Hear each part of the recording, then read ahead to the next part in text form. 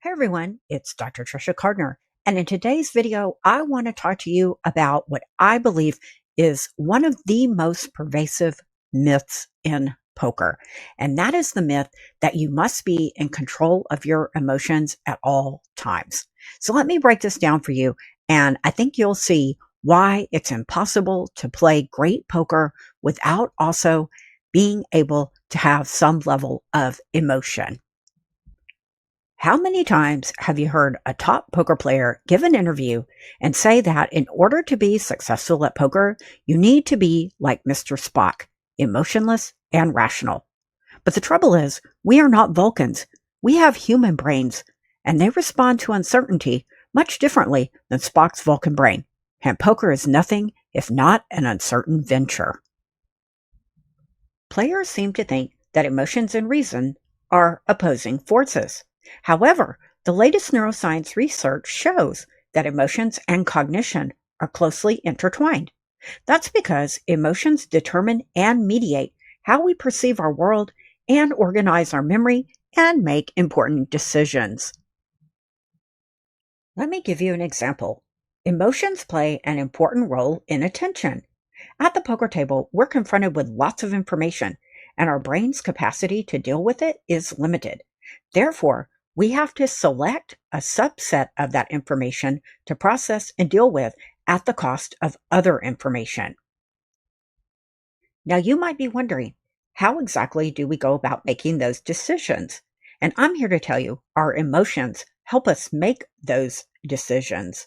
Effective decision making is not possible without emotions because emotions are what help provide meaning. There have been several interesting cases in the medical literature where people have had their brain damaged in such a way that they became only rational, Spock-like beings. What do you suppose happens to someone when they no longer have access to the emotional parts or systems of their brain? Do you think it's helpful or do you think it's harmful? We now know that when you become only rational, you also become paralyzed in your decision making. And that's because we require emotional input in order to make decisions. Just as an FYI, if you ever took an introductory psychology class, you probably remember hearing about a guy called Ninos Gage. He had a severe brain injury that turned him from being a conscientious, disciplined worker into an impulsive, hot mess. Now, before you start thinking that I believe it's okay to just go hog wild with your emotions, that's not what I'm saying. There are some definite downsides to emotions in that they can distort what we observe, they can drive our behavior, and that can be either for good or for bad. And and this is also a good thing, but it could be a bad thing, I suppose. They're a form of self-communication. Take a second to reflect back on a time where maybe your anxiety was running high, maybe you had some fear at the table, or even some anger. In psychology, we refer to that as a hot state. And in a hot state, it's easy for your emotions to trump your logic. But I want to ask you this. Are you able to make good decisions when you're in a hot state? Have you got a solid plan that lets you do that? The key mindset skill that you need to learn if you want to be a great and successful poker player is how to use your emotions in such a way that they are helpful to you and you're not a victim of them. The real secret to winning poker is that you need to learn to do more of what works and less of what doesn't. That sounds really simple and obvious, but most players do just the opposite because of unmanaged emotions. Many of us have the tendency to think about the game of poker as being only logical and rational, but it's really about perception and emotions. I want you to focus on your perception and emotion and on doing what's right. We never know how this game is going to turn out, but it's not our job to figure this out. Our job is to do the right thing at any given time, no matter what our emotions are trying to get us to do. I'm going to teach you a quick little system that you can use to better manage your emotions. And that system goes by the acronym of R.U.L.E, R-U-L-E. So let's get into it. The first step in the R.U.L.E system is recognition. unexpressed emotions can lead to internal chaos, and you definitely don't want that. You want to be able to recognize the emotion that's there. A lot of times we can have an emotion build up and then it'll bubble over before we've even noticed that it's there. And if you want to have good results, you definitely don't want that. So recognizing the emotion is your first step in the rule system. U is for understand it. That's the second step in the rule system. You want to understand, at least on some level, where your emotion is coming from and what's triggering it. Therefore, you need to have some level of self awareness. Next up, we want to label our emotions. You want to give a name to your emotion. You might say to yourself, there's anger, or I'm noticing that I'm feeling fear. How about that? There's a little anxiety. You get the idea.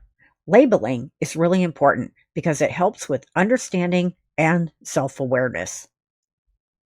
E is for express it. You want to either verbalize your emotion, and that can be out loud or just in your head, or write it down. Now, I don't mean this throwback idea where people used to think if you were angry, you should yell and scream and throw things around. The research shows that is not a helpful way to express your emotion.